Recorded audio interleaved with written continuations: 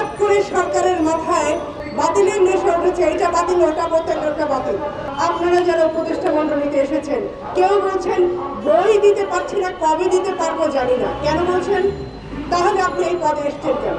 আপনি না জানবেন, পদ নেবেন না, দায়িত্ব নেবেন না। আমাদের নেতা কর্মীদের বিরুদ্ধে গায়েবী মামলা দেওয়া হচ্ছে কেন? উপদেষ্টা সরকার মনে করে না রাজনৈতিক দলের নেতৃত্বের সাথে কথা বলা দরকার। আরে রাষ্ট্রটা তো চলবে রাজনৈতিক দল, তাদের কথা আপনারা শুনতে চান না কেন? আপনাদের 5 মাসে তো আমরা কিছু পাইনি।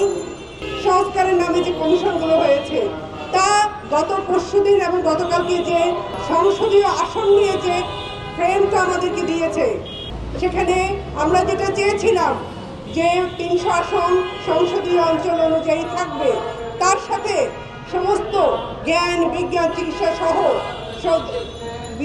বিশেষায়িত বিষয়গুলোতে অভিজ্ঞতা সম্পন্ন প্রতিনিধিত্ব নিশ্চিত করে আরো 200 আসনকে করে আমরা 500 আসন চেয়েছিলাম। এখন আপনারা 505 আসনের প্রস্তাব করছেন।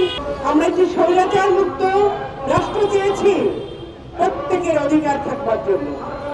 সেখানে হঠাৎ করে সরকারের মাথায় বাতিলের নেশা উঠেছে, এটা বাতিল, ওটা বাতিল, ওটা বাতিল।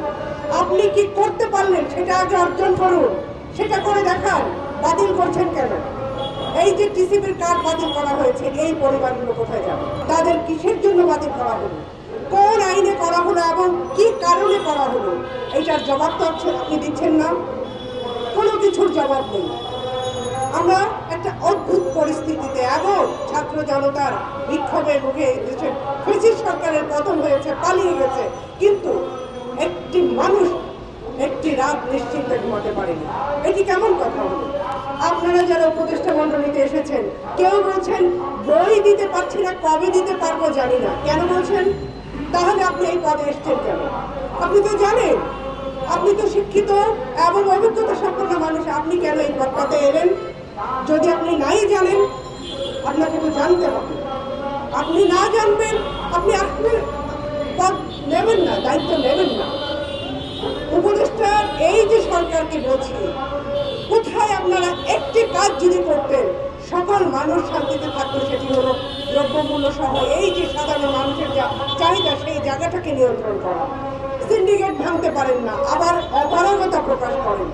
আপনাদের এই বারবার এই অনুশোচনা ব্যর্থতা আমাদের কেন শুনতে হবে? কেন আপনারা তাহলে গেলেন ক্ষমতায়? আপনারা না যেতেন, বিরোধিতা করা যেত। আমাদের একজন নেতা বলেছে, শুরু থেকে জাতীয় সমাজতান্ত্রিক দল বলেছে এদেশে যে কোনো অভ্যুত্থানের পর, বিপ্লবের পর যে জাতীয় সরকার হওয়া উচিত ছিল, সেটা কেন হয়নি? সেটা নিয়ে কেন আপনাদের এত মাথা ব্যথা? সেটা কেন হতে দিতে চান না আপনারা?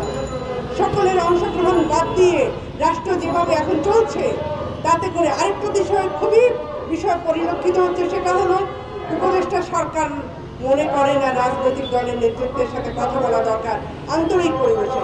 তারা অনেকটা আনুষ্ঠানিকভাবে একটা কোনো মতে তাদের সাথে একটা সম্পর্ক রাখতে চায়। আরে রাষ্ট্রটা তো চলবে রাজনৈতিক দল, তাদের কথা আপনারা শুনতে চান না কেন? তাহলে আপনারা ভালো ব্যবস্থাপনা দিন।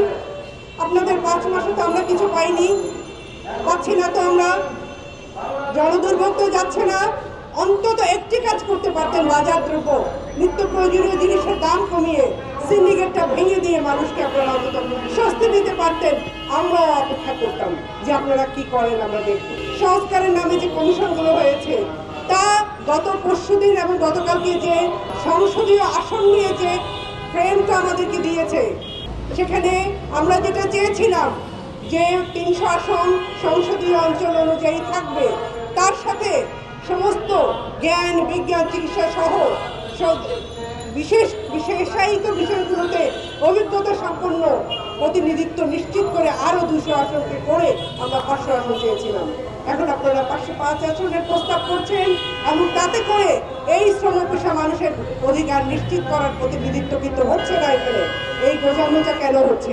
এত ঢাক ঢোল পিটিয়ে সংস্কার কমিশন করেছেন, নির্বাচন সংস্কার করেছেন, শ্রম সংস্কার করেছেন, নারী বিষয়ক করেছেন, চিকিৎসা বিষয়ক করেছেন। তার যদি নির্বাচনের এই জায়গাটি, সংসদীয় আসনের এই জায়গাটি দিয়ে বোঝা যাচ্ছে আমরা হয়তো অশ্বডিম্ব দেখব। আমরা হয়তো জনগণের যে মন, জনগণের যে জায়গা, জনগণের যে চাহিদা, সেই জায়গাটি সেই কমিশনের মাধ্যমে খুঁজে পাবো কিনা আমার সন্দেহ মনে হচ্ছে। আমরা সেই জায়গায় অবস্থান করছি, আমাদের প্রতিদিন রাস্তায় দাঁড়াতে হচ্ছে, আমাদের নেতা কর্মীদের বিরুদ্ধে গায়েবী মামলা দেওয়া হচ্ছে। কেন?